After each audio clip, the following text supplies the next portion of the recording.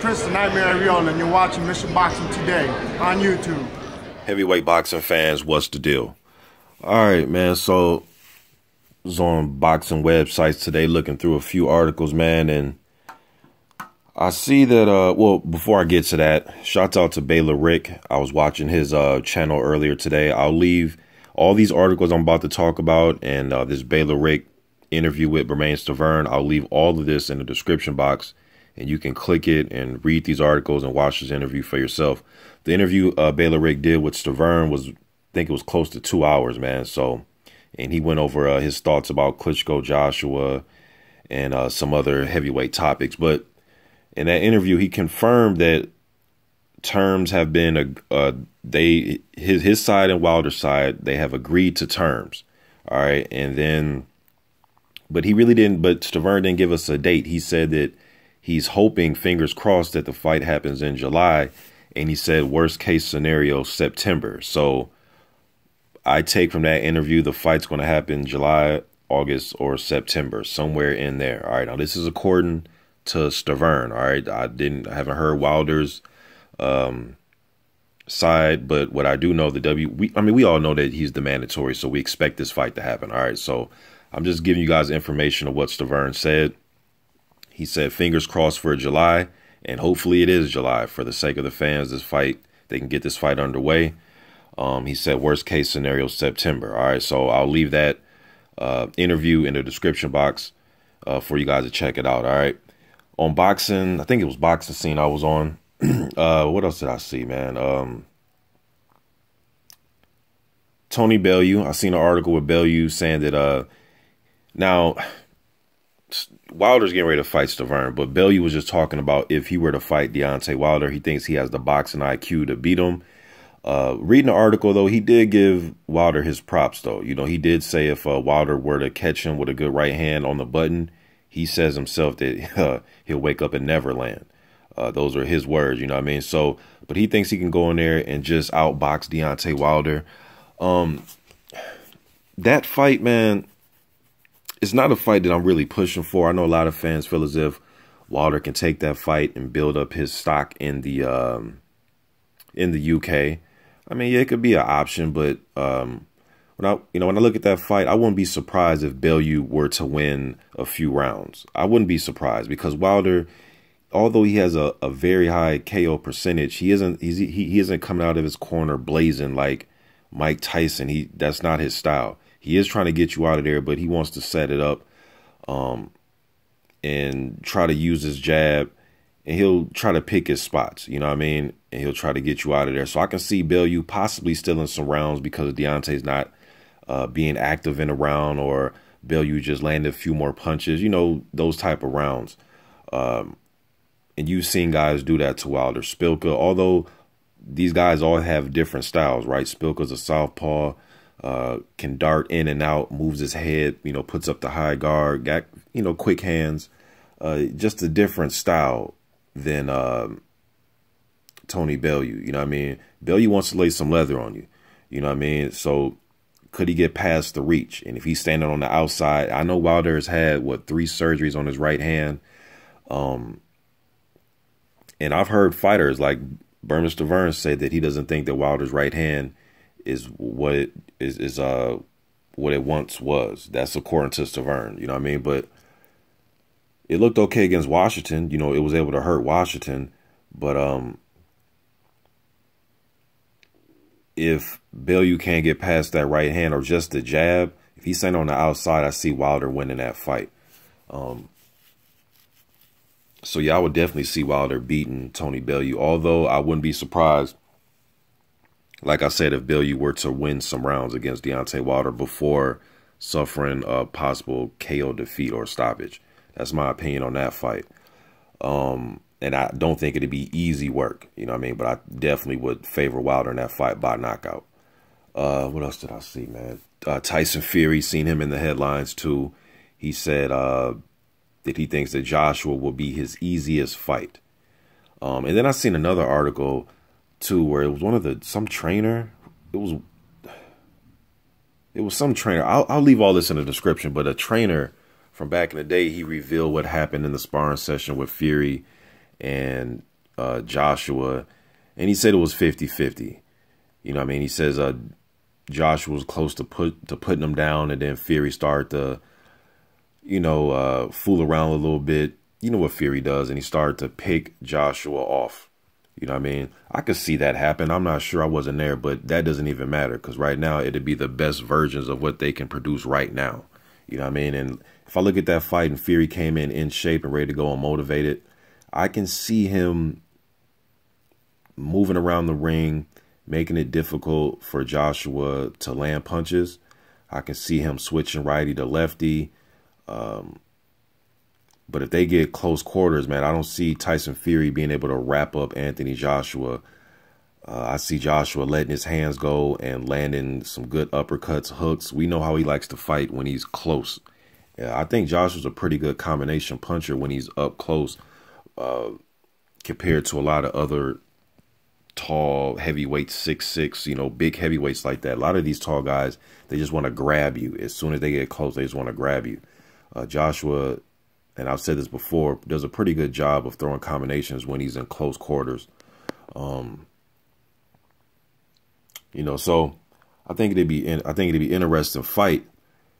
Fury, I don't think he'll be able to do what he did to Klitschko in that fight. Klitschko, we know, and a lot of fans were saying is that he wasn't letting his hands go enough in the Fury fight. Now, some of you would say, well, because Fury wasn't allowing him. He wasn't standing in one spot. Yeah, but there were some times where Vlad just wasn't throwing at all when Fury was right there. And that's one thing I don't think Joshua would be doing. He would not be shy to let his hands go. He would not be shy. You know what I mean? He would definitely let his hands go, and I think he'll hurt Fury. I think he will hurt him. You know what I mean? So I would favor ooh, that's a tough one, man. That is a tough one. I would probably favor Joshua, though. But Fury, man, that dude is very awkward, man. I could see him just going in there and throwing a monkey wrench in everything that you want to do. Just doing some of the movements and the awkwardness. And I think he has quick hands, especially for a big guy. He has a good jab, pretty good reflexes for a guy his size. It make you miss a little bit, but I just see Joshua being aggressive and taking it to the trenches, and I'm not sure how Fury holds up in that type of situation. He's a tough guy. I'm not saying he'll fold, you know what I mean? He's a tough dude, but just because you don't fold doesn't mean that you're not at least going to be outpointed, you know what I mean? So, but I think it's a damn good fight. If you got Fury edging him, or, you think he'll win by decision, I could see that too. It's a damn good fight. That's why I want to see these fights. That's why I want to see them, man.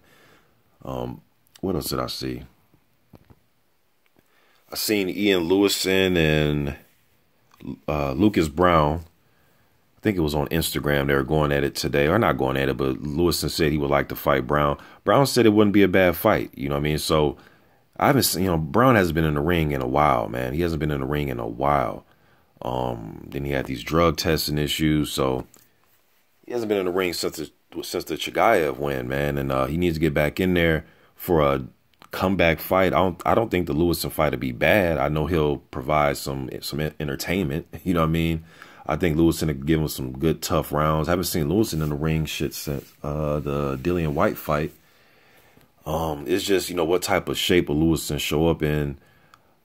And also seen Lewison a few months ago, he was going at it with Dave Allen. He wanted to fight with Dave Allen. I remember they had some words. So for Browne to take that as, if when he comes back, if he takes that as his first fight, I want, that'd be a decent fight for when you're coming back, but then after that, I would assume that he will win that fight. Then obviously you will want to see him step up and make sure he's having no drug testing issues. So I wouldn't mind seeing Lucas Browne fight Ian Lewison for a comeback fight, to get back in the groove. I wouldn't mind seeing. I think Lewison to give him some good rounds before Lucas Browne's able to take over and possibly get a TKO or possibly a knockout or just a hard-earned decision where he pretty much sweeps damn near all the rounds. But Lewison could give him, some competitive rounds, though. And also seen Boxer Scene put up the article from, it was Chris Bird, because, they had the press conference yesterday for the June 3rd heavyweight WBA regular title, for the regular title now, not the title that Joshua owns. He has a super WBA title, the title. This regular title, this the title that's been floating around. Chigayev had it and Lucas Browne had it, and now it's vacant. But anyways, Chris Bird at the press conference said, and I understand he's working with Shannon, that's his guy, and I understand that. But he says Shannon could knock out Anthony Joshua. Now, if Joshua were to fight Briggs, I would definitely favor Joshua, okay? But I think where Bird was coming from, he just believes, he's confident that Shannon Briggs has enough power in that right hand to knock out anybody, even at his age. And I'm in agreement, man. That's one thing I think Shannon does have. He may get beat. He may gas in the third round. But if you give him an opportunity, just like pretty much all the heavyweights, right? But yes, any heavyweight can knock you out. But one thing I'll say is Briggs he's at that top level when it comes to that one punch power. Even at this age, for this era right now, he's in that level with the Wilders and the Joshuas as far as one punch. Just one punch to get you out of there. I'll still put Briggs up there. You know what I'm saying? Now, I'm not saying Briggs can beat these guys, but just one punch type of power, if he lands a good one, he could possibly knock you out. Possibly. You know what I mean? I'll put him up there, man. I'll put Klitschko up there still with his right hand. There's a few guys I can put up there in that league. You know what I mean? I'm not saying he hits the hardest, but I'll put him in that group of dudes that can get you out of there right now with one shot. Even heard Stacey McKinley at the press conference talking, and he was saying, again, I know he works with Briggs, it's his guy, but McKinley said that Briggs is one of the hardest punchers he's ever held mitts for, and he's held mitts for Mike Tyson, Povetkin, Ernie Shavers, Tony Tucker. You know what I mean? The list goes on and on, all the guys he's worked with. I'm trying to think of all the heavyweights. That's all I can think of right now. But again, I know McKinley works with him, man, but Trevor Bryan, McKinley works with Trevor Bryan too, up and coming heavyweight prospect. But anyways, man, that should be a decent fight between Oquendo and Briggs. It's going to be interesting to see, man. It's going to be interesting to see. Both these guys are past, up in their 40s. Oquendo, I'm curious to see what his legs look like. How is his awkward style? Is it going to give Briggs problems? We know Briggs has, during his career, as powerful as he is, charismatic as he is, old school as he is, had problems going into late rounds of fights. You know what I mean? The asthma, and see, he's had his problems. So how is it going to, what will it look like if the fight goes into deep rounds in this fight? Will he go out there and try to get Oquendo out of there in the first 3-4 rounds? And if he doesn't, what's going to happen? What kind of condition is Oquendo in at this stage of his career? You know what I mean? Man, Oquendo could mess around and win this fight. I'm telling you, man, he could mess around and win this fight. But then I could see Shannon taking it early. Although Oquendo's not known for being knocked out in a round or two, but again, Shannon does have that power, man. But Oquendo knows how to survive, has good defense. Again, both these, to me, I like the old guy fight. Like I told you guys before, I'm a fan of old guy fights, man. And one of the old guy fights that I really wanted to happen, and I've done a video about this before, I really wanted to see Foreman versus Larry Holmes. Anywhere, I forget which year that I said I would really wanted to see. I think like 92. I think 92, 93. Somewhere in there is when I really wanted to see them fight. I think it was 92. But somewhere in them early 90s, man, I would have loved to see Holmes versus George Foreman. But, yeah, man, just some late night heavyweight talk, man. Just sitting here looking through these articles. Just decided to go ahead and just do a video about all these articles, kind of consolidate them into one video. So you guys let me know what you think in the comment section. I know a lot of you going to, what I talk about? The Fury thing. I know that's probably going to be the #1 thing in the comment section. How can you pick Joshua over Fury? So I can't wait to see those comments, man. I think it'd be an interesting fight. Now I'm thinking about that fight, but I think it'd be an interesting fight, man. Fury and Joshua.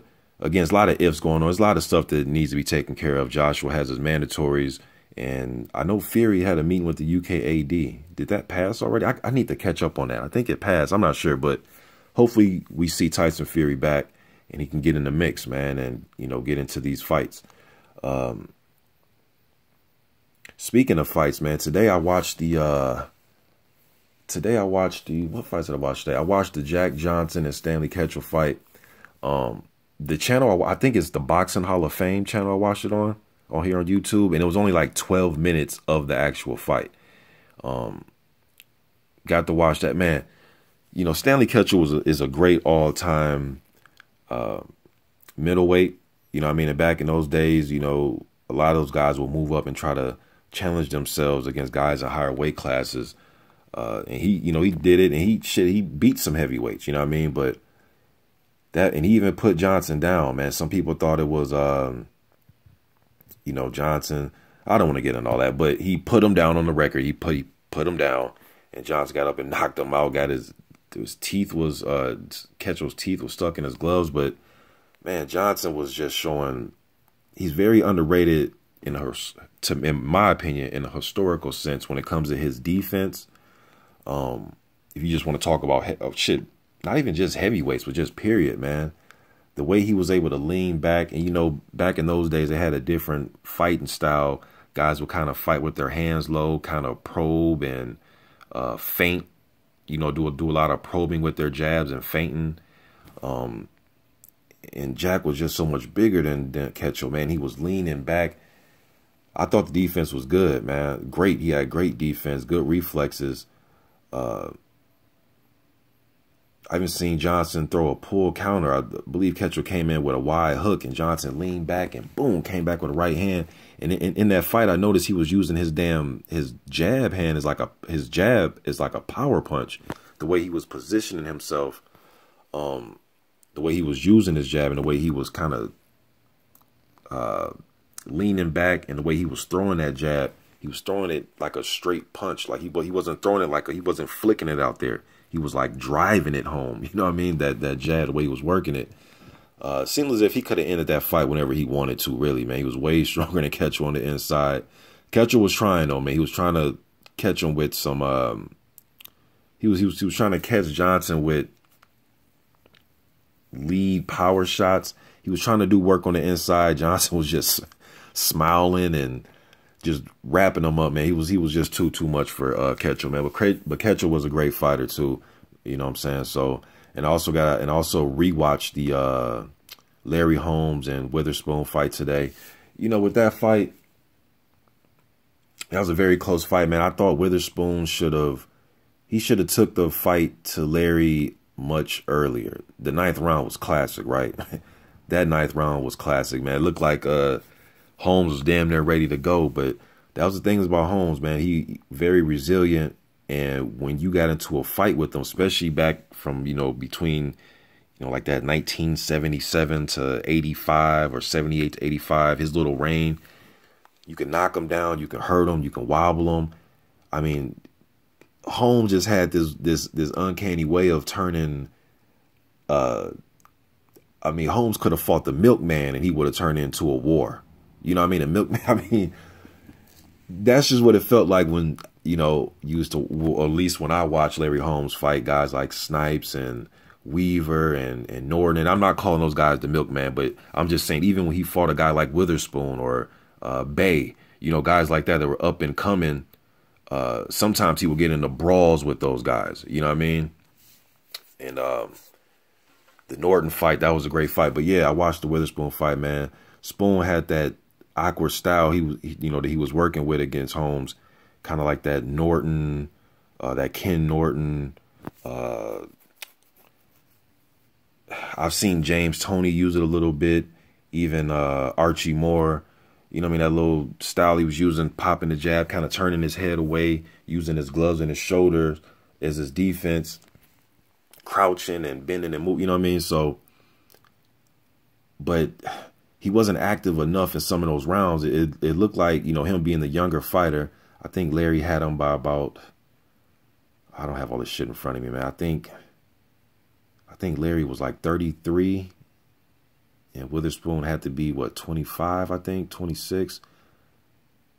should I forget, man? But I thought he should have brought the fight to Larry a little bit earlier in the fight and been more aggressive. And I thought he should invest it to the body. But shit, when Larry wants to keep that jab on, you don't keep it on the outside, man.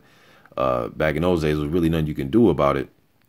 Unless you just took the jab, unless you try to take his jab away. Norton has success. A lot of guys had some success, man. Even shit, Carlos Truth Williams, I believe, out jab Larry Holmes when they fought each other.